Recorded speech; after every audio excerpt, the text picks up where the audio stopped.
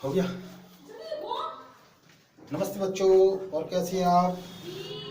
कैसे हैं अमनी? कैसे हैं? और राजा भाई? और आप? बढ़िया। चलो आज बात करते हैं त्वरण,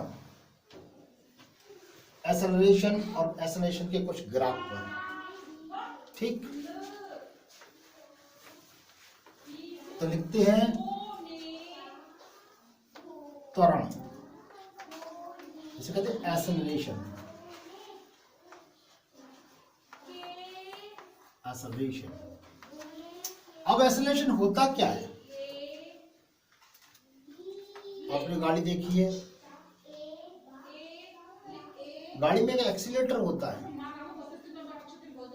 गाड़ी में एक एक्सीलेटर होता है, और उसे जैसे ही हम उस एक्सीलेटर को दबाते हैं तो गाड़ी तेजी से भागती है। तो हम क्या करते हैं? एक्सीलेट करते हैं उसे। समझ में आ रही है? होता क्या है, गाड़ी के वेग में परिवर्तन हो जाता है। गाड़ी के वेग में, वेलोसिटी में परिवर्तन हो जाता है। मान लीजिए हमारे पास एक गाड़ी बनाते हैं, फिर गाड़ी बनाना तो बहुत जल्दी से सीख गए हम लोग। गाड़ी बनाई और इसने स्पीड दे दी साहब, इसने एक्सीलेटर दबा दिया। क्लियर? समझ में आ रही है राजा? समझ में आ रही है आपके? जैसे ही इसने एक्सीलेटर दबाया, गाड़ी तेजी से भागने लगी। मान लीजिए यहां पर वेलोसिटी v1 बराबर 0 थी, यहां रुका हुआ था, इसका मतलब यहां रुकी हुई थी। यहां टाइम t1 था, वो 0 था, यानी टाइम बिल्कुल 0, यानी कि चली नहीं रही थी। इसका मतलब टाइम 0। जैसे ही यहां से यहां गई तो यहां वेलोसिटी v2 बराबर v मान लीजिए। पहले 0 था, v2 हुआ, v बराबर हमने v मान लिया, और टाइम t2 बराबर t आ गया साहब। कोई दिक्कत? अब हमने डेफिनेशन पढ़ी थी। डेफिनेशन क्या थी? वेग परिवर्तन की दर। इतना वेग परिवर्तन की दर यहां लिखे देते हैं, वेग परिवर्तन की दर। वेग परिवर्तन की दर यानी कि समय के साथ वेग परिवर्तन हो जाए, समय के साथ उसकी चाल में परिवर्तन आ जाए, तो हम क्या कहेंगे? उसमें त्वरण लग रहा है, यानी कि वो भाग रही है। या तो कमी हो जाए, चाल में परिवर्तन का मतलब क्या है? या तो तेज भाग जाए या स्लो हो जाए। समझ में आ रही है? वेग परिवर्तन की दर, और हमने निकाला था फॉर्मूला क्या है वेग परिवर्तन की दर, यानी कि हमने निकाला था ए इक्वल टू, से डिनोट कहां से करते हैं? ए से। कहां से डिनोट करते हैं? ए से साहब। मैं यही लिख लेंगे, ए बराबर वेग परिवर्तन कितना हुआ? v2 minus v1। इसमें से ये घटा दिया, ये ज्यादा है, ये कम है, और समय t2 माइनस t1। कोई दिक्कत? बड़े में से छोटा घटा दिया, बड़ा ये था, छोटा ये था, बड़ा वेलोसिटी ये थी, छोटी वेलोसिटी ये थी। जरा वैल्यू लगा दीजिए, v2 बराबर v है और v1 बराबर 0। कोई दिक्कत? t2 बराबर कितना है? t2 बराबर t और 0, यानी कि हमारे पास आया वेग परिवर्तन। जैसे ही हमने परिवर्तन किया, डेल्टा आ गया यहाँ, यानी कि छोटा सा समय आ गया। That is the acceleration. Clear? बात समझ में आ रही है? क्लियर बात में? ये हुआ। वेग को क्या में नापते हैं? मीटर पर सेकंड में, और सेकंड को समय में, समय को सेकंड में। अब क्या हुआ? मीटर पर सेकंड स्क्वायर। मात्रा क्या हुआ? मीटर पर सेकंड स्क्वायर। क्लियर बात समझ में आ रही है? अब हम पहला इसका ग्राफ देखते हैं, ग्राफ कैसे आता है। जरा गौर करिए, हो सकता है गाड़ी रुक भी जाए। समझ में आ रही है? अब थोड़ा एक सवाल ले लेते हैं, क्लियर बात समझ में आ रही है? बता दिया जाए। थोड़ा एक फॉर्मूला और बनाते हैं, सवाल से पहले थोड़ा फॉर्मूला एक और बनाते हैं। ये तो वेग परिवर्तन की दर, यानी हमने देखा A equal to delta V upon delta T, यानी वेग परिवर्तन की दर को हमने क्या कह दिया? त्वरण कह दिया। समझ में आ रही है? अब जरा थोड़ा सा एक फॉर्मूला और बना देते हैं। जरा गौर करिए, इसका वेग, इनिशियल वेग 0 था।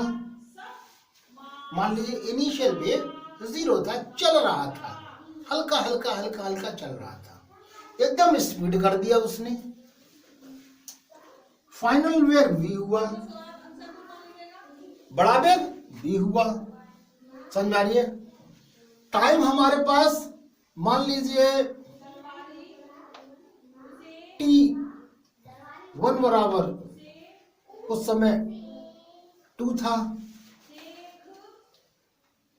ठीक है, या t मान लीजिए t1 था, t1 बराबर t0, और t2 बराबर मान लीजिए समय था, ठीक है, कोई दिक्कत? यानी इस समय जो था ये 0 था, यानी स्लो मूवमेंट में चलना होगा या नहीं चल रहा होगा, मान के चलिए ये नहीं चल रहा था, और ये मान के चलिए चल रहा था, यानी स्पीड हो गई। तो वेग परिवर्तन की दर त्वरण equal to acceleration equal to वेग परिवर्तन की v माइनस v0 अपॉन कितना आ जाएगा? t माइनस t0 आ जाएगा क्या? नहीं, इसमें से ही घटा दिया, आ गया।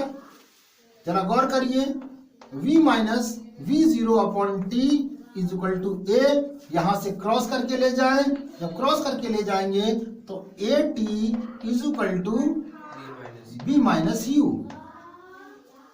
जरा गौर करिए, अब जरा गौर करिए, हमें v को निकालना है, तो ये क्या हो गया? हो जाएगा हमारे पास v बराबर u प्लस a t।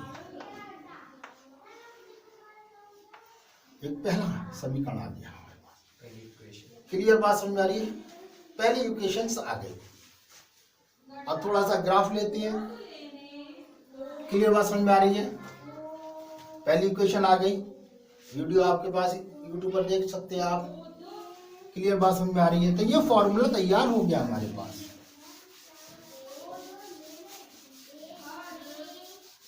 अब हम ग्राफ में देखते हैं, जरा गौर करिए, हमने v और t लिया है, यानी वेलोसिटी लिया है और टाइम लिया है। जरा ग्राफ देखते हैं,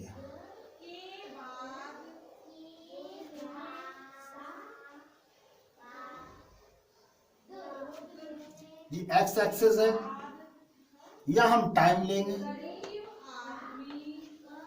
जो y एक्सिस है, या हम वेग लेंगे, ठीक है, वेलोसिटी लेंगे y एक्सिस पे, कोई दिक्कत? जरा गौर करिए, ये 0 है, 1, चल दूर बना लेते हैं, अंदाज देखते हैं, सही आ रहा है? बिल्कुल सही आ रहा होगा।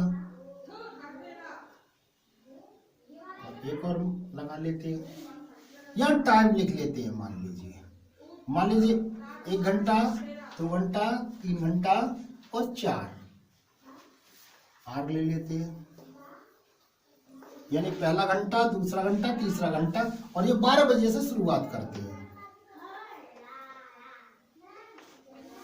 दोपहर 12 बजे से, 12 से 1, 1 से 2, 2 से 3, 3 से 4, ठीक है। यहां ले लेते हैं किलोमीटर में 10,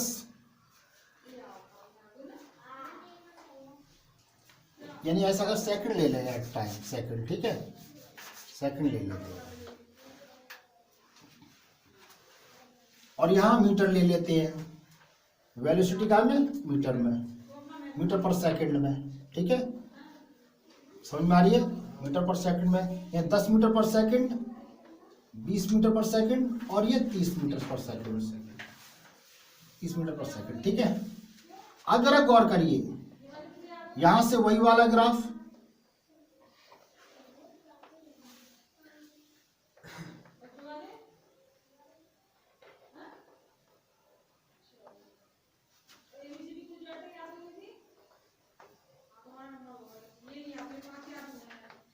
इसका मतलब ये एक ग्राफ इस तरीके से जा रहा है।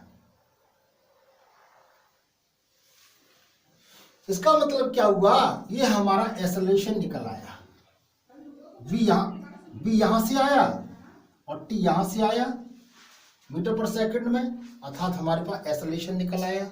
ये डायरेक्शन एक्सेलरेशन बता रहा है, यानी इसका मतलब यूनिफॉर्म एक्सेलरेशन चल रहा है। क्या चल रहा है, जरा 10 किलोमीटर चला एक घंटे में, अगले घंटे में 20 किलोमीटर चला, अगले घंटे में 30 किलोमीटर चला, अर्थात प्रत्येक घंटे में 10-10 किलोमीटर चल रहा है। इसका मतलब ये हुआ कि एक समान त्वरण से, एक्सेलरेशन से ये चल रहा है, यानी गाड़ी में कोई उसने एक्सीलेटर नहीं दबाया। राजा तुम गाड़ी चलाते हो तो यानी कहने का मतलब पापा ने रेस को बंदवा दिया है, एक्सीलेटर को बंदवा दिया है। क्लियर, और 10 किलोमीटर पर घंटे के स्पीड से आप चलते चले जा रहे हो, त्वरण से चलते चले जा रहे हैं। 10 घंटे का यानी एक घंटे में 10 मीटर चलते हैं आप। क्लियर बात समझ में आ रही है? ओके, पैदल पैदल चल रहे हैं आप, मान लीजिए। क्लियर, समझ में आ रही है? तो इस ग्राफ को हम क्या कहेंगे, यूनिफॉर्म एक्सेलरेशन। यूनिफॉर्म एक्सेलरेशन समझ में आ रही है? और ये हमारा होगा पॉजिटिव। कैसा? पॉजिटिव, यानी कि आगे की तरफ बढ़ रहा है। क्लियर बात समझ में आ रही है?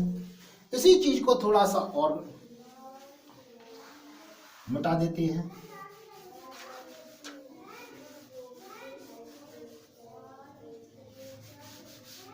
अगला देखिए, यदि मान लीजिए ये जो है ग्राफ इस तरीके से आ जाता है,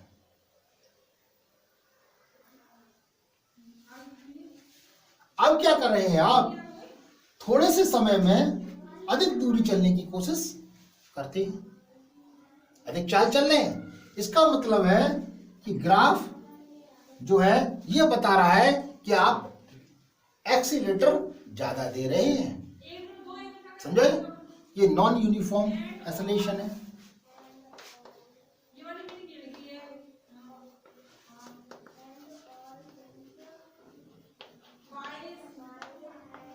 समझ में आई? नॉन यूनिफॉर्म एक्सेलरेशन है, अर्थात क्या कर रहे हैं आप, अलग अलग समय में अलग अलग स्पीड से चल रहे हैं। क्लियर बात समझ? वही चीज पुराने वाले जैसे बिल्कुल, और मिटा दिया जाए, जरा और देखा जाए। अब मान लीजिए हम इस चीज को थोड़ा सा ऐसे कर देते हैं। इसका मतलब है आप कम समय में, इधर से समय ज्यादा लिया, इधर समय कम ले रहे हैं, कम समय में ज्यादा स्पीड से चल रहे हैं। ज्यादा समय में स्पीड कम है, कम था, एक्सेलरेशन रिटार्ड, स्लो चल रहे थे। यहां क्या कर रहे हैं आप क्या कर रहे हैं, टाइम कम ले रहे हैं लेकिन स्पीड ज्यादा है, अर्थात इसका मतलब आप स्लो चल रहे हैं यहाँ पर। ठीक है, टाइम सॉरी ज्यादा तेज चल रहे हैं, स्लो नहीं तेज चल रहे हैं, यानी एक्सेलरेशन बढ़ रहा है। तो ये पॉजिटिव जो एक्सेलरेशन बढ़ रहा है, यानी कि वेलोसिटी बिल्कुल सही है। ठीक, जहाँ स्पीड से चल रहे हैं वहां स्लो चले, वहां नेगेटिव सारी, जो भी नॉन यूनिफॉर्म है नेगेटिव हो गया, सॉरी पॉजिटिव हो गया, नॉन यूनिफॉर्म।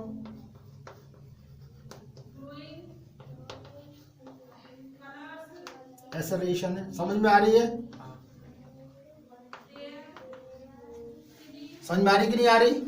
यानी कि आप स्पीड ज्यादा ले रहे हैं, टाइम कम लगा रहे हैं, स्पीड ज्यादा ले रहे हैं, टाइम कम लगा रहे हैं। इसका मतलब ये हुआ कि आप तेजी से भाग रहे हैं। क्लियर? तो ये पॉजिटिव, वहां स्लो भाग रहे थे, देख लेना। ठीक है, वहां स्लो था, टाइम ज्यादा ले रहे थे और ठीक। क्लियर बात समझ में आ रही है? अच्छा, अगला देखिए,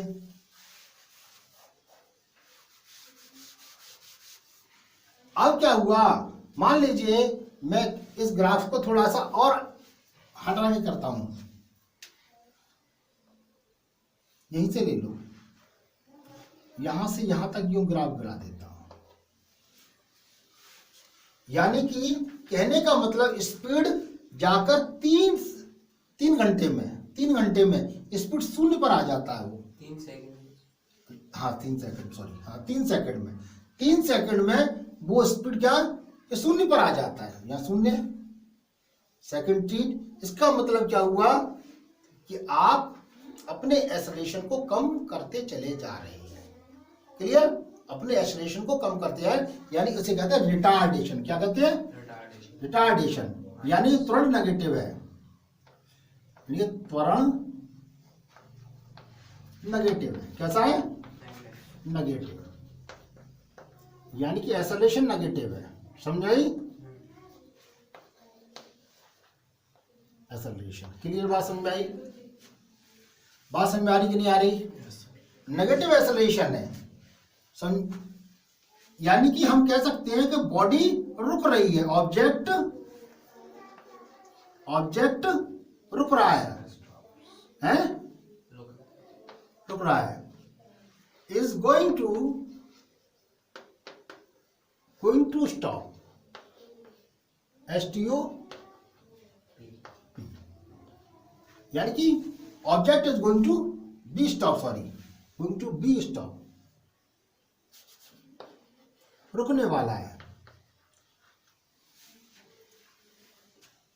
रुकने जा रहा है। इसका मतलब वो ऑब्जेक्ट जो है वो रुकने जा रहा है। क्लियर, बात समझ में आ रही है? अच्छा, अब ये ग्राफ कंप्लीट हो जाते हैं। क्लियर, अब ग्राफ कंप्लीट हो जाते हैं।